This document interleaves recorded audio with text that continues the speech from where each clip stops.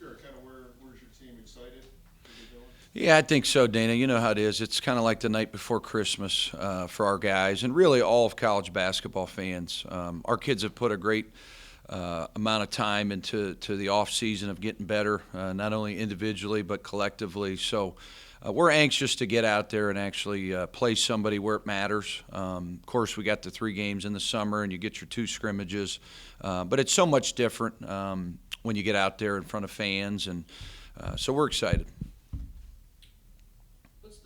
What's your level of like comfort knowing that you have this experience coming back this year? Because just having guys that have kind of been through this with you, at least one full season coming into this season's gotta add a certain level of comfort just heading into your third year, knowing, hey, we got some guys that know what's ahead of us. Yeah, and not only that, we have a couple guys that are going into their third year. We actually have 3, Mike, Nas, and Garrett, 3 guys that came in on that original recruiting class. So it makes practices easier. It makes game planning easier. Anytime you have guys that know our system, they know how we do scouts. They've done a really nice job of helping the new players, helping some of the younger kids in our program. So there is a comfort level, but I don't know if any coach is totally comfortable. But I like our 8 returning guys. I really do. I think they understand what it means to be an everyday guy now. They've taken that next step, and they certainly we've added some good pieces. We've got some guys, 3 guys that can have a chance to really impact our team. They're not quite as comfortable with the system as the 8 other guys. So it's just blending those guys in, developing our lineups, developing our rotations. That's really what the early part of the season's about. Is the season starting? Just seems like it's getting the regular season starts earlier and earlier. I mean, you're Yeah. getting November through March. Maybe October next. I don't know. No, that's a good point. We used to open up a week later. Now it's a week earlier. Some of these conferences are opening up with a league game. Louisville, we play them the second game of the season. They open up tomorrow with Miami, a league game. So it's just strange. College basketball's had a lot of different changes, whether it's the rules, the three-point line going back, the reset, a lot of new rules. Scheduling has certainly changed. Conferences have changed. Next year, instead of 18 conference games, we're going to have 20. There's just a lot of moving parts, Dana, in our sport. Do you like it though, or I know it's kind of the cards you're dealt with. Yeah, I do like it because I think basketball now is year-round. We added up the days. They got 37 days off, in the spring when we brought them back for the summer. Then they probably got another 14 days off. So you're looking at 51 days off out of the year. It's not a lot of off days. So our kids are constantly playing basketball. They're constantly training for basketball. So the earlier, I think, the better. Because you need to see what you got. You need to see what adjustments you need to make. And our guys are anxious. They've been at this thing a while now, so it'll be good. What about, just there's so many different sports competing for fans and eyeballs these days. How important is it for you in the opener to come out and look good and perform well? You know what I mean, in that opener, and kind of, grab that core group of fans and say, hey, this is what you can expect. One thing that's been real consistent since when I got here has been the fan base.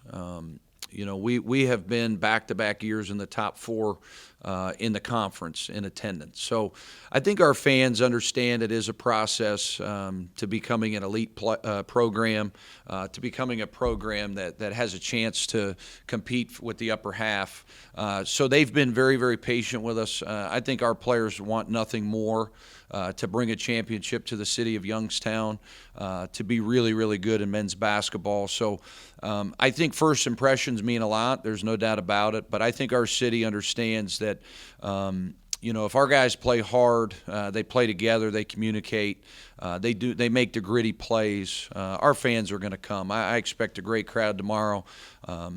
Big fan of the doubleheaders. Tomorrow's a doubleheader, one of 2, not many on the schedule. So you can knock out. You can see 80 minutes of basketball on the women's side, on the men's side. A lot of excitement. It's the first game, so I expect a big crowd. Sure. With that being said, high school doesn't start for another 3-4 weeks, so you're kind of the only basketball game in town now. The program. Yeah, outside the Cavs, within an hour radius, and Cleveland's just 6 games in. this is an exciting time for basketball fans. It really is. Because I think our conference is going to be really good. I think our fans are anxious to see, how much better we've become. We've talked about some things that we needed to get better at. Number one is defensively.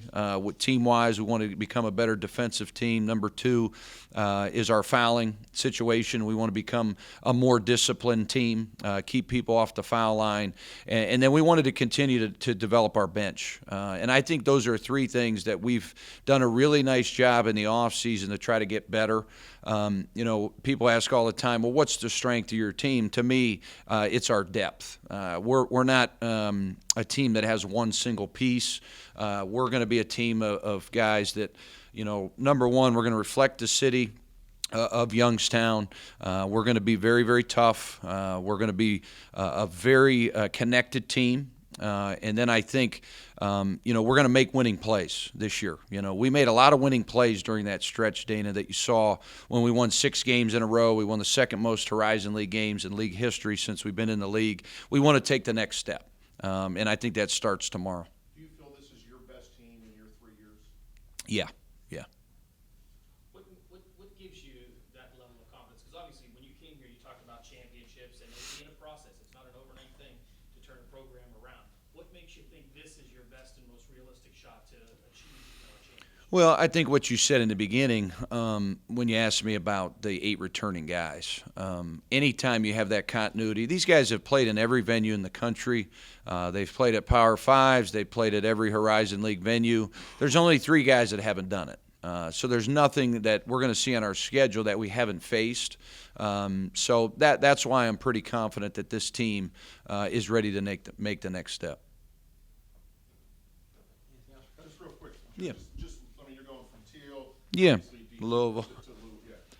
Yeah, it's tough. But I think the most important thing is, Dana, that we can come out tomorrow and really, really get better as a team and really establish ourselves.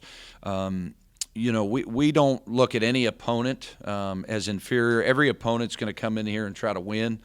So you got to take Teal, you got to take Louisville, you got to take Akron. You have to take all these teams one at a time. You got to worry about yourselves.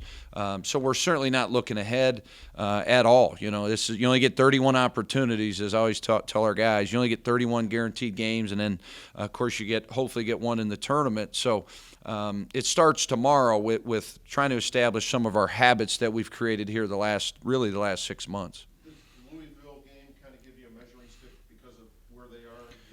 Well, we're not going to face a team probably other than West Virginia with that size. So I think that game can certainly help us in regards to the amount of size that they have. Then another area I think will be really key for us is the crowd. They'll get 21,000 in there.